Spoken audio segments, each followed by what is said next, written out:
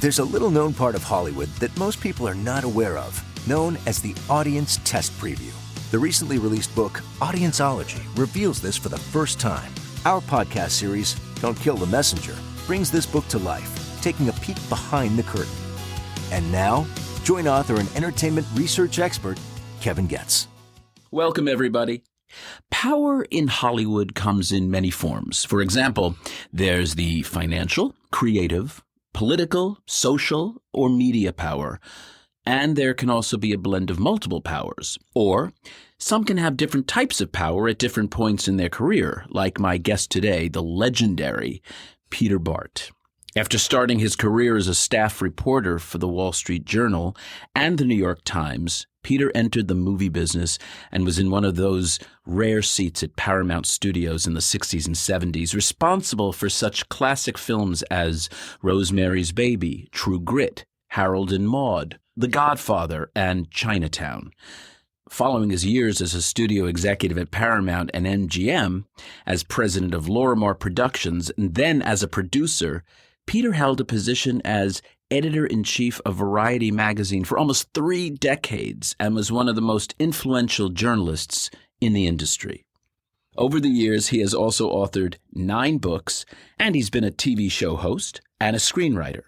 In 2016, Peter moved to Deadline, where he's still a columnist and is a member of Penske Media Company's board of advisors. There's a funny joke that Peter Guber made in 1997 at a gala tribute to Peter. He said to the audience, "Will everyone here who owes Peter a favor for having killed a negative story please remain seated?" The room, filled with Hollywood's heaviest hitters, erupted in laughter. Everybody stayed in their seats. I am so honored to talk to this icon of the industry, a titan, really, who understands this business like no one else. Peter, welcome. Thank you. I appreciate those kind words. Those words, by the way, are all true. You started as a journalist, as a young guy. How did you get into it? What was the impetus for that? I loved asking questions as a kid, and I thought, if you're a journalist, if you're lucky enough to get a good job, you can get away with asking outrageous questions of important people, and they have to respond. And from day one, to my amazement, I managed to get good jobs and asked outrageous questions. I remember when I, as a kid, joined the New York Times, early on, President Kennedy was murdered. And I remember in a meeting where different reporters were assigned follow-up stories. And so one of the news editors said, "Bart, you're calling the Supreme Court. Ask them how they reacted to this tragic assassination of the president." And I realized, boy, my dream has come true right at all. I can call every Supreme Court justice. They could say no comment, but if they didn't say no comment, they'd give you an answer. And with the New York Times, they always said some sort of comment. So I was spoiled from the start. Well, let me ask you this. So you are covering Kennedy, you're covering Kennedy assassination, you're covering important stories. Ultimately move into the business that we love so much and have so much fun being a part of. What, as a kid, are you thinking about movies, about television? Like, where were you at that point in your life as a youngster? Did you have a passion for it? I did not. I was not really a movie nerd.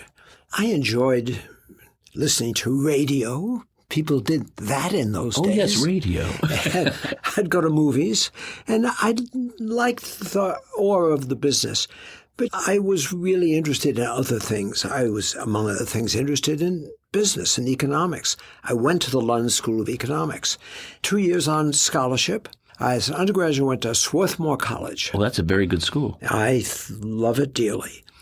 But when I got out of London School of Economics, I had the old choice. Do you go to film school? Follow your interests. And I confess my interest was more in business, and even when I started writing about movies, the business of movies fascinated me from the start. Mind you, I did see lots of movies, and I loved the good ones, but my initial motivation was more driven by my fascination with the chaotic numbers of this business. You mean like how movies got made or how they were financed, how much they cost? Well, you see, when I joined the New York Times, and after working in New York for some time, they sent me to California on this mission. They said, look, television's on the rise. Movies is a dying business. Don't write about movies because they won't be around much anymore. The audience is all gone to television. My job in California was to write about the rise of Ronald Reagan, to write about the race issues. Racial tensions were rising in Los Angeles. I covered the Watts riots, for example. And I was allowed to write one article a month, and that's all about movies for the New York Times, because the business, I was told, was passé. Then when I started to meet important people in the business and see the changes that were happening in the mid-'60s, I realized far from being passé, a whole new form of movies was evolving. So it was a thrilling time, and typically the New York Times had it wrong.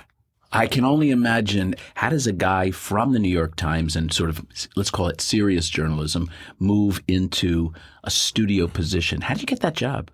Like so many things in Hollywood, it happens to the people you knew. I mean, Bob Evans was a dear personal friend of mine. He's a very serious young man.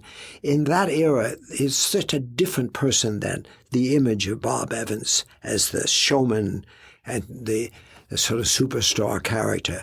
He was then a very earnest, serious young man. He was trying to get a career going as a producer. He was in the schmata business. He and his brother were important people. They made a lot of money in dresses. Bob hated the business, though. He would look dreaded when he'd have to go into a meeting about that. He always wanted to be an important person on the business side. He wanted to make movies happen. And, of course, he did have a brief career as an actor and was the star of a couple of movies. And as he said to me right off the bat, he says, I have no talent as an actor, and I keep getting these unbelievable roles. He even played Irving Thalberg. And he said to me, playing Irving Thalberg, I realized I am more like him. I want to be him. I don't want to be the actor playing him. Sherry Lansing said the same thing as her as an actress. Right. But that's bizarre. That's sort of some sort of weird psychological transference I never quite understood. Well, Bob was, as I remember, and I didn't meet him until the late 80s, was a character. But man, I thought he was, if you had to sort of put a picture to the stereotypical, in the best sense of it, mogul, it would have been Bob Evans. Right. But when I first knew him, was quite a different person. And when he was offered the job of being head of production at Paramount, which was weird, and he said to me, look, I have no qualifications for this job. I would like you to come with me because you're the only person I know who has less qualifications than I do. Oh, that's funny. So I said, that's crazy. But more important, the business was changing so radically. One of the first pictures that we saw as friends together was Midnight Cowboy. And we looked at each other and said, an X-rated picture is going to win an Oscar and is going to change the way people thought about movies. And the change was so breathtaking. Paramount at that time was making Westerns starring Elvis Presley. Still. It was ridiculous. That was the end of that era. It was just coming on the end of that era. So Bob and I figured we could get away with anything because the studios were essentially broke. Paramount didn't make Midnight Cowboy. Who did? No. United Artists released it due to a wonderful fluke. Oh, because Michael Childers is one of my husband and my dearest friends. Right. And of course, his husband was John Schlesinger. So he's still talking so much about that movie and how unbelievably forward it was and ahead of its time. Yeah. Ratso Rizzo, right? I actually knew Schlesinger before I knew Childers. And John was a brilliant, John Schlesinger was a great director. But he was a bit lost. He wanted to make a picture in America. He didn't understand America or New York. And Midnight Cowboy was a great accident of history. Wow. Okay, you mentioned before while we were setting up the studio here, because it's right next to Universal, that, I have memories of going up and seeing Lou Wasserman. And you mentioned everyone jumped into action to get you through the gate. What was your relationship with Lou Wasserman? Why would you go see him?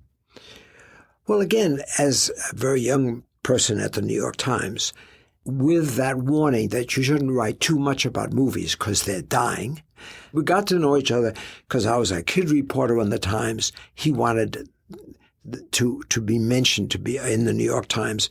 He wanted to be covered fairly. And because the business was changing so fast, he saw me, I think, to a degree. He says, this kid is an opportunity really for us to get better press. Did you forge kind of a friendship? We did, yeah. Even after his retirement, I would have lunch with the great Lou Wasserman once a month. And I enjoyed his company. By that time, he'd go into a room, people would freeze. I can't help think of the scene in The Fabelmans. I don't know why this reminded me of when the character went to see John Ford. Yeah. And to me, it was the best scene in the movie. Yes. And he walks in, and the unbelievably 4-time Academy Award winner, John Ford, is like saying, "Hey, kid, go over to that picture." That dynamic somehow just played in my head. And Peter Bogdanovich was one of the first people who, as a reporter, who I got to know. And then, of course, I didn't realize that he yearned to be a film director. But Bogdanovich was the ultimate film nerd and was sort of the model in a number of those pictures for the young up-and-coming director.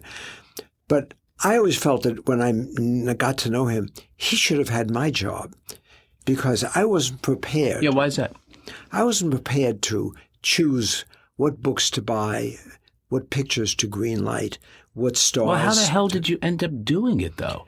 Because Evans and I were running Paramount. But you weren't just running Paramount. You were reinventing probably what I would consider, if not the golden age, certainly the second golden age of Hollywood, ushering in the 70s, which was the beginning of the independent film movement and a change in the way we interacted and perceived, and audiences really embraced film. Was it just an accident? We gave it a lot of thought. Look, I was a journalist in this job at Paramount.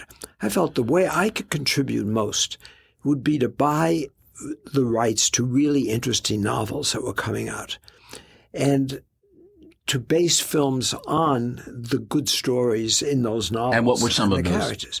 Well, that's when I read The Godfather, and a really sort of mediocre script that nonetheless I felt had great opportunities, called Love Story. And when I bought the rights to Love Story, I went to the writer of the script and said, "Look, I want you to write a novel. Novelize this, because it would be a success as a novel." Bob and I believed that if you could make a book into a hit, a movie would come out of that. I think that's a thought that many people today have forgotten. They don't understand the value of books, both in terms of they're known, that people talk about them, and secondly, they have stories to tell, because most directors today, particularly of streamers, have no idea how to structure a story. So I started buying novels, and Evans liked the novels that I started buying. And even like The Godfather, we bought it as a 60-page outline. I was going to say, such not an obvious movie at that time, right? What struck you as the sort of the DNA of that you thought would make a successful picture?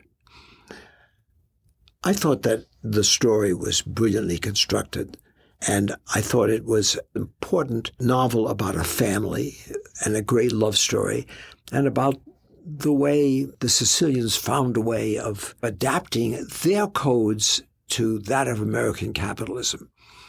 So the relatability is probably really in that family dynamic and what we would do anything to the family right. first. But here's what's misunderstood about The Godfather. And I don't want to get caught up in just talking about that, but the background of The Godfather is totally misunderstood. What was interesting about it was that it was a brilliantly researched gangster story. But the trouble was that, and Bob Evans said it right up front, gangster movies are old-fashioned. That's Warner Brothers a generation ago. So how can we make this into not just a gangster movie, but a different kind of narrative? So we decided we would make an art picture, not a gangster movie. A friend of mine named Francis Coppola, a beat-up old actor who had gotten cold named Brando. We set out to make a $6 million, not a $60 million art movie called The Godfather. And we set it in development. And one terrible thing happened just as we had finished the screenplay and we were set to go with Coppola and so forth. The nightmare happened that the book got published and instantly became the #1 book in the world. Oh. So the studio said, you can't make this as an art movie. You have to make this as a big commercial gangster movie. Who, Charlie did that? Or yeah, said Charles that to you? Bluhdorn was the chairman of. So he said, you got it all wrong. You're making an art movie out of a great gangster movie that should be a superstar movie. And the whole idea of doing an art picture on The Godfather was sort of a radical idea.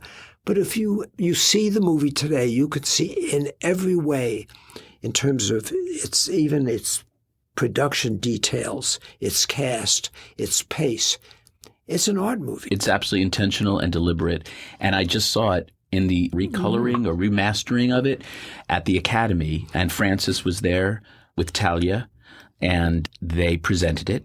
And it's even better than I ever remembered it being. Like, it's so relevant.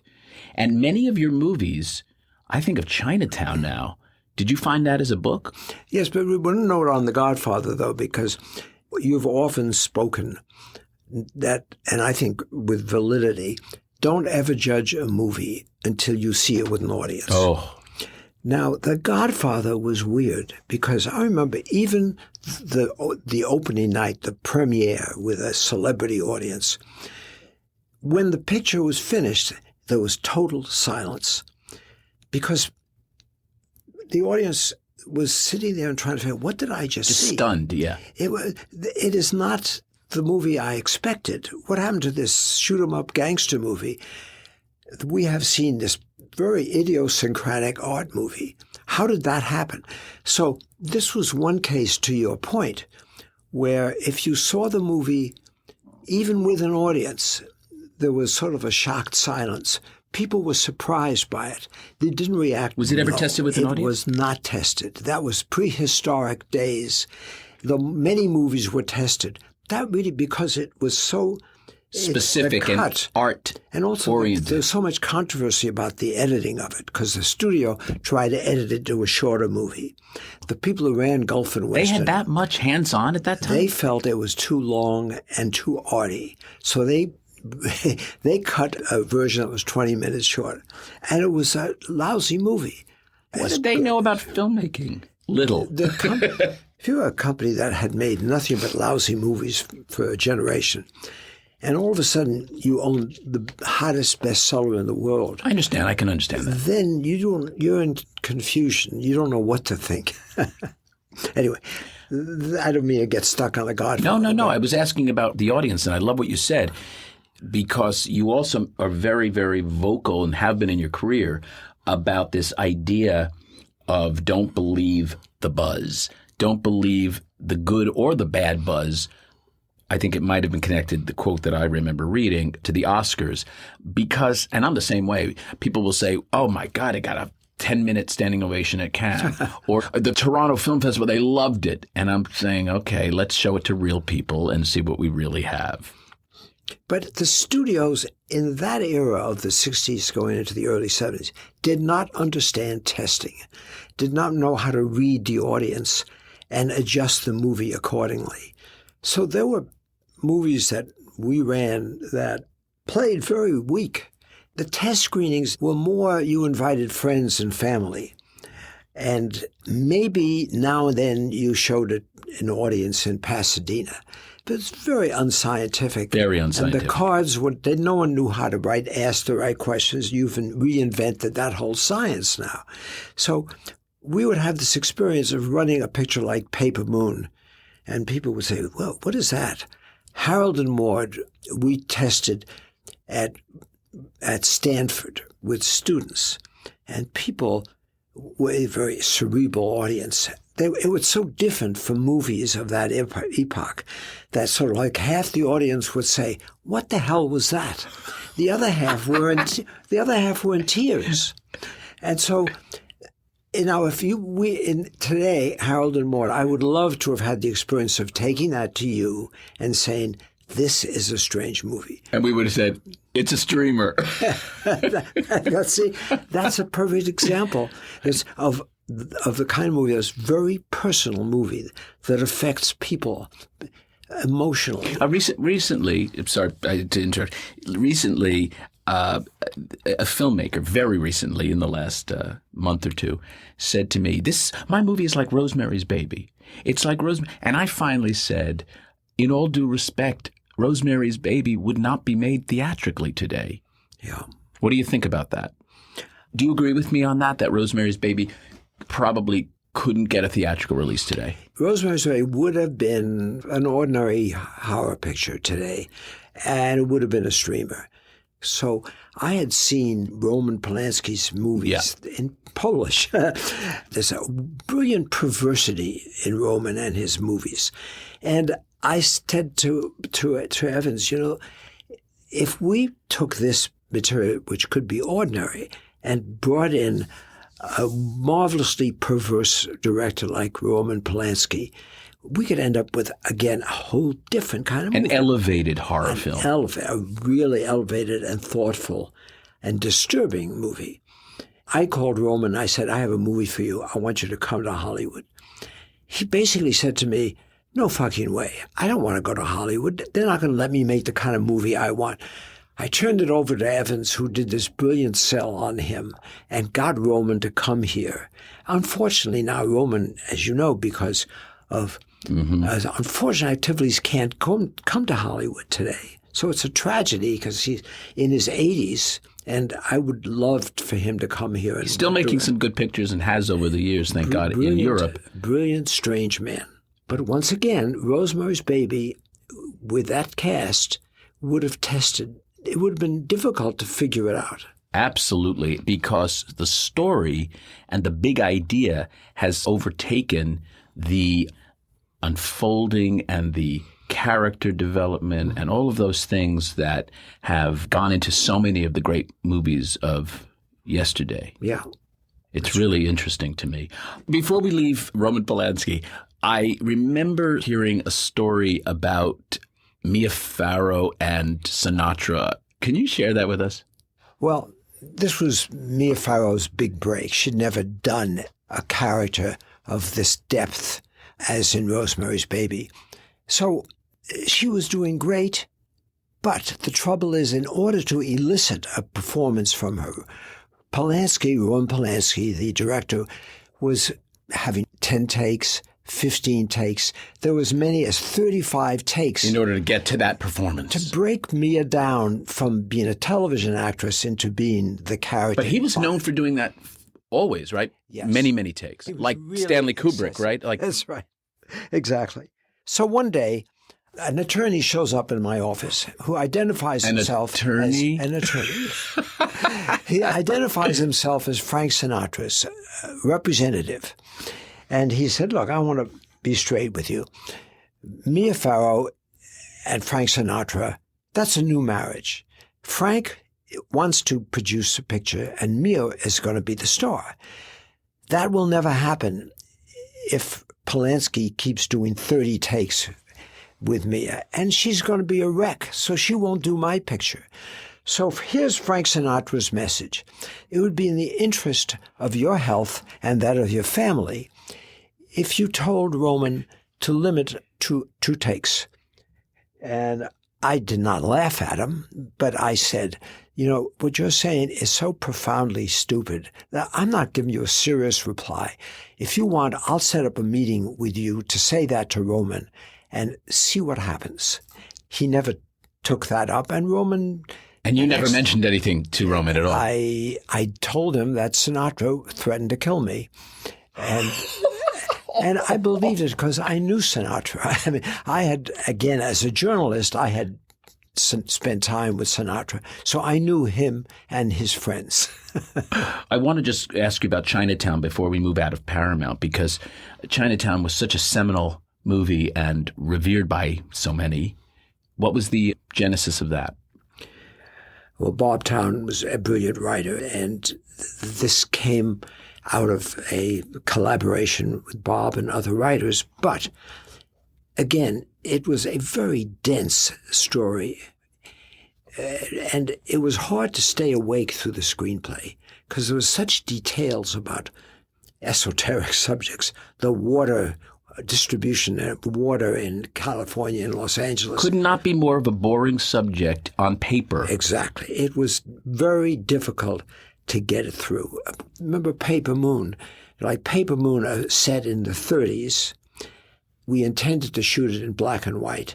You don't tell the chairman of the board that you're making a picture like that. Most of the pictures that Evans and I made in that epoch, we made secretly. When we come back, I want to talk about the evolution into going back to journalism with Variety. We'll be back in a moment. Get a glimpse into a secret part of Hollywood that few are aware of and that filmmakers rarely talk about. In the new book, Audienceology by Kevin Getz. Each chapter is filled with never-before-revealed inside stories and interviews from famous studio chiefs, directors, producers, and movie stars, bringing the art and science of audienceology into focus. Audienceology, how moviegoers shape the films we love. From Tiller Press at Simon & Schuster, available now. How did you get lured back into journalism? Mostly, how did you get to Variety, where most people in the last, say, 20 or 30 years know you from? Yeah. Well, I had 4 jobs in movies, and some of them were successful, a couple of them were not. But I really had, frankly, 15, 18 years, and I was getting a little sick of being the guy who said yes or no. Because it sounds like a dream job, but it isn't. All of your relationships with filmmakers tend to be filled with tension, because they're always wanting the green light, or the person who will say, I'm cutting your budget because it sucks. So, and frankly, after a period of time, those irritating relationships, I had had enough of that. Variety, which had been published for almost 100 years, always was owned by a family. And the paper was sold. There was a new parent company, and they came to me with a great deal. And they said, look, if you would reinvent Variety, we think that the paper has been going downhill in terms of audience and finance, and we need a reinvention. So here's the deal. Would you consider going back to journalism? And I thought, that is fun. That sounds like a great job, particularly for this reason. There was a story to tell. There's a new narrative that Variety could own. And that is that in my epoch, when I first started movies, the power in film were in the filmmakers' hands. By the 80s, when the Variety thing came up, the power had shifted from the filmmakers to the deal makers. And there was a whole new story about the fact that suddenly the studios were being owned by people who themselves had never seen a movie. They were in it because they saw the profitability in the new film business. So I felt there was a great story to tell about movies where this generation of people like, say, Steve Ross, who basically had been an undertaker, and suddenly he owned Warner Brothers. I mean, there's a great new story to tell if you told it again. Marvin Davis was an oil man. It was, exactly. None of the new proprietors of movies were movie people. So I felt, what a hell of a good story to tell. I'll take this job. That's so fabulous to I never hear. thought I'd stay with it for 20 years, but I thought it was a good narrative to tell. And yet you were there for quite a while. Peter, I want to talk to you about the show you did with Peter Guber, because something that I've really considered and are still considering is wanting to do a show on camera. Mm-hmm. Tell me about how that came to be. Why Peter Guber, who I really admire very much and have known also for a long time? Guber's this great character who we started in the movie business the same week practically. He was a kid who was given this great job at Columbia. At the same time, I was starting at Paramount. And we got to know each other. He's 10 years younger than I am, but we shared the same stories about finding our way, because neither of us was really qualified to do what we ended up doing. And so we became friends, shared laughs about the mistakes that we were making. It was called Shootout. Right, because the way it was staged, we would, for the first few minutes, argue about a trend, a phenomenon in the movie business, or an experience that each and I had. And then we'd have guests. And we were worried as to what sort of guests would say, yeah, knowing that it was an argumentative show. It wasn't just a suck-up show about, with the typical movie show, we love your new movie, you're brilliant. And the minute it was on, after the first few weeks, everybody from Steven Spielberg to Francis Coppola to the top stars wanted to be on the show because they enjoyed the combat. They liked the fact that it was an argument. I mean, Robert Downey Jr. would come on and would say, you did Chaplin, you did it brilliantly, but you did the wrong angle. Why didn't you do it this way instead of that? Wouldn't that be Dickie Attenborough's problem, not Robert Downey Jr.'s problem? That's right. Exactly. Well said.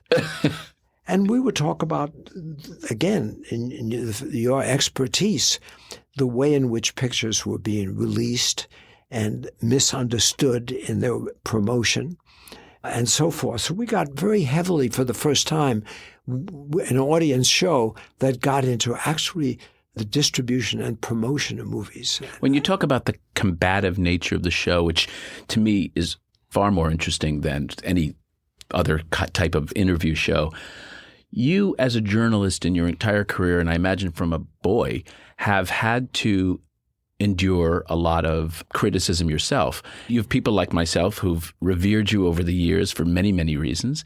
And I have many friends who think you are the most incredible man in the world. And I'm sure you've made a lot of enemies over the years because of what you've had to write. How do you reconcile that? I know I'm a guy who likes to be liked by everyone. No. You can't really have that if you're in your position, can you? That's very complicated. One's relationship to creative people becomes complicated because on the one hand, you want a writer, a young director, a producer, you want them to succeed. On the other hand, when they stumble, you're the one who has to come in and say, we have to cut your shooting schedule, you miscast this, your ending doesn't work. All of the things that you have to communicate to people. And which is why this program is called Don't Kill the Messenger. Exactly, which is absolutely appropriate. The trouble is that if you are the head of production of a company, you are the messenger in a way, in even a worse way, because you're not recommending things. You're in this awful situation, you are ordering things. And so much of your life is that of combat. Now, I didn't go into journalism because I wanted to be loved.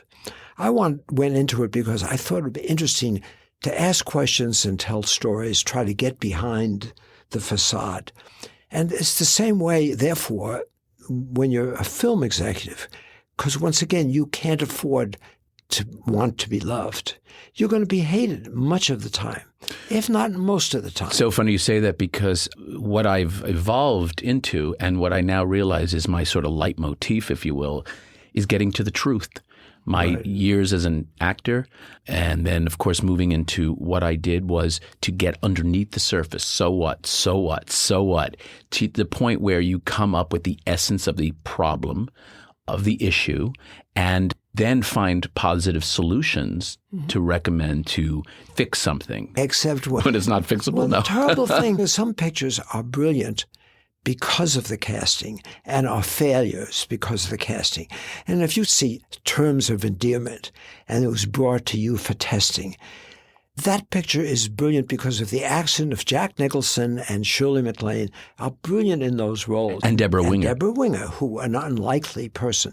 On the other hand, how many pictures are brought to you that are so horribly miscast, and there's nothing you can do to change that? Well, I call that a DNA problem, and you're absolutely right. When I often bring test results back after a screening, and they're okay, not great, but they loved the characters. It just happened recently. They loved the chemistry between the characters, but there was a lot wrong with the plot, meaning just, which is actually very fixable or can be fixable, often without reshoots and sometimes with reshoots. But what you can't do is recast the entire movie. You're absolutely right. And that is part of the fabric of what you have. I go so far as to say we learned this in the acting conservatory I went to, that casting, at least in the theater, is probably about 90% of the success of the production. In film, I would probably say it's to 80 to 85%. Yeah. Still a huge number or percentage of you got to get it right. But on the other hand, I've seen surveys now where audiences are asked, what determines your choice of a film to go see it, to watch it? And it's like 8% of the audience says it's the actors. Correct. I mean, the whole thing is shifted around. So I'm not saying about the stars. Yeah. I'm saying it's about the characters, right. Because that you can't manufacture. That has to be there. But you're absolutely right. Now they go because the big idea that motivates a big audience. That's the primary thing that motivates people. The other thing that motivates people, of course, is word of mouth. And word of mouth is driven by the sense of elevated, and I don't mean light, I mean elevated fun, elevated horror, elevated comedy, elevated special effects. Everything has got to go to that next level just as a ticket to entry now. Mm-hmm. It used to be you can get by with it, which is why when I asked you about Rosemary's Baby, but for the fact that Roman directed it, it probably couldn't work because it just doesn't have enough incidents in it. That's right. But again, I think what today's audience is missing part of the experience. And I feel, sounds ridiculous, I feel sorry for the audience in this way. That when I was on the New York Times as a young reporter, it was the end of that era when it was all about the big stars, whether it was Henry Fonda or James Stewart or any of the great actors and Peter Sellers, who was star of being there. It was about the big stars, Burt Lancaster. But even in the 80s, it was about the big stars. Stallone and Schwarzenegger, Tom Cruise, Tom Hanks. That's right. But see, all of their deals at studios would help create the packages, finance the scripts, put the directors in place. So then they'd go to a major star and they'd say, here's a great project for you, and it's yours. You've got to do it.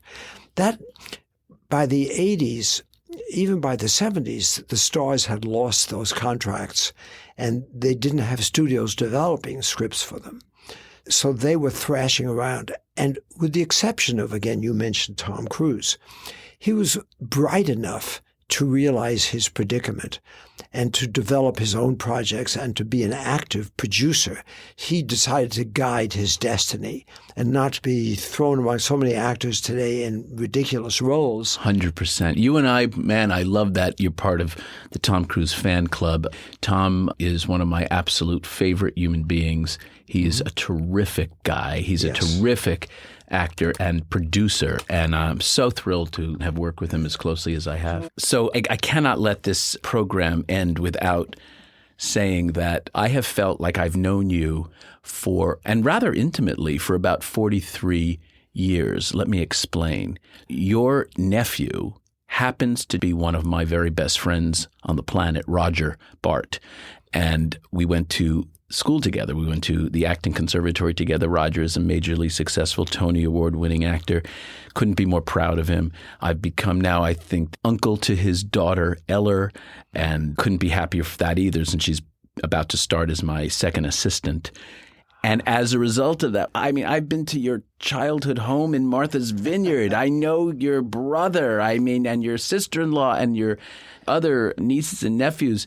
I've even met Scout, your daughter. You had no sense that I was alive Correct. For one thing, as you know, Roger Bart is an actor. He's a star. But like most actors, he doesn't confide a lot about his personal friends and the nuances of his emotional life. That's not what actors do. And Roger is a wonderful person, but he is first and foremost an actor. This is his 5th Broadway show, as you know, that's starting. Back to the Future, the musical. Opening in August. Yeah. So it's not in Roger's mode to take me aside and say, by the way, I don't know if you know Kevin Getz, but he really is like my closest friend. And do you know him? He would never do that. You know what's so funny? You remind me so much of your brother, and I always thought he was like a genius. So I said, well, if he's a genius, then I guess Peter has to be a genius too. You guys really need to donate your brains to science, I think, because you're both so damn bright. And also, by the way, Roger's mother was another very bright woman. When Raj and I would talk about you, it would be as if you were this huge Hollywood mogul, and yet he never asked you for help. He did it on his own. You bet. I mean, that's a really fair statement, isn't it? Yep, absolutely. Roger's an actor. He's also a brilliant singer. And piano player. Yeah. I know that because he was a singing waiter at the seafood shanty in Martha's Vineyard. Yeah. Back 40-something years ago. Oh, my gosh. Roger and I come from a family that's the opposite of these warm, loving families everyone knows and supports everyone else. The important factor in the Bart family is no one knows other members of the Bart family. It's a very distanced bunch of people. It's like it's not the same model, but it's like the sort of crusty New England family where you don't talk about your problems or your relatives. And that is sort of the way. I know when I was a kid, my parents were pleased that I was a member of the Martha's Vineyard Country Club. That was the important association to them. I was not born in Brooklyn. I wasn't this wonderful family like Woody Allen's and so forth. That was not our upbringing at all. And what's so funny is that you and Roger are both these really incredible creative minds and didn't have that kind of upbringing. And yet you found that in yourselves and succeeded not having that. No, yeah, my parents were teachers. That's what they believed in. They believed in their discipline and they believed the importance of teaching. The entertainment business was totally removed. And Roger's father, they wanted him to become a great scientist and go to MIT. No, like they did. Yeah. So again, parents who want your kid to go to MIT, that's not exactly a show business preparation. Let me ask you something, if I may. What's going on with theatrical moviegoing in the future? And I mean the not too distant future. Where do you think things are? I know I have very strong feelings about it, but you have had now 6-7 decades in the business and can really give us perspective because you have seen disruptions throughout that time. The record, I would love to write a column for Deadline where I ask you that question because I think you're in a better position than any of us. Well, everyone asks me that question. And they ask you a dumb question like, what is the difference between a movie and a streamer? Mm-hmm. Now, that's a very profound sort of dumb question. And I'd love to talk to you about that because we're going to lunch after this to discuss it. And I think your audience would love to. Do people still want to go to see movies in a theater? Yes, but again, the people you are testing are people who see movies on their lap. And the movie-going experience, which I think is a rich experience, is simply not part of the lives of our grandchildren, for example. I call them digital natives. That's a good expression. But that is an impairment, I think, because that rich experience of seeing a movie with an audience and getting their feedback, even if it's like Parasite. I mean, I loved seeing Parasite with an audience that was half Korean. Oh, that because the probably reactions great. of people. I think that kids today just see it alone. They don't understand how enriching it can be to enjoy the reactions and to sometimes be appalled at reactions of other people in the audience. That, to me, so reduces the experience of movie going. I feel sorry for that next generation. And at the same time, there is a great story recently that I heard of a major director who said his favorite movie of all time was Jaws. Right. And he said, and I've never seen it in a movie theater. Right. That's interesting. Because a great movie can withstand any platform, I think. Yes, it's enhanced for sure. It's yes. embellished. Embellished. When you feel those around you laughing. I mean, in your book, you mentioned the experience of seeing Borat with an audience. There was something about Mary. Pictures like that where you had an audience convulsed. Correct. Now, that's different. You can run the movie and think, that's funny. Even What's Love Got to Do with It? I remember when Angela Bassett as Tina Turner said, I don't want anything, just my name. The audience literally stood up. We were in Pasadena. The audience stood up in a wave, like at a ball game. Yeah. And was like apoplectic. Right. You don't get that on your lap. Yeah. And that's tragic because the experience is different and diminished. Peter, what can I say except this has been an absolute pleasure and honor to have you here to speak with me about your recollections of some of these great movies, great times. As you said, I'm going to now use the word epoch. I love that expression. And please, please come back. Please memorialize everything you've done because our new generation needs to hear where the hell they've come from. So thank you. Well, given your experience and knowledge of the business, it's a delight to talk to you. And to our listeners, I hope you enjoyed our interview. I encourage you to check out Peter's Deadline column and some of his films and books that we've discussed today. For other stories like this one, please check out my book, Audienceology, at Amazon or through my website at kevingets360.com. You can also follow me on my social media at KevinGets360. Next time on Don't Kill the Messenger, I'll welcome the Academy and Emmy Award-nominated documentary filmmaker Yevgeny Afanievsky. Until then, I'm Kevin Getz, and to you, our listeners, I appreciate you being part of the movie-making process. Your opinions matter.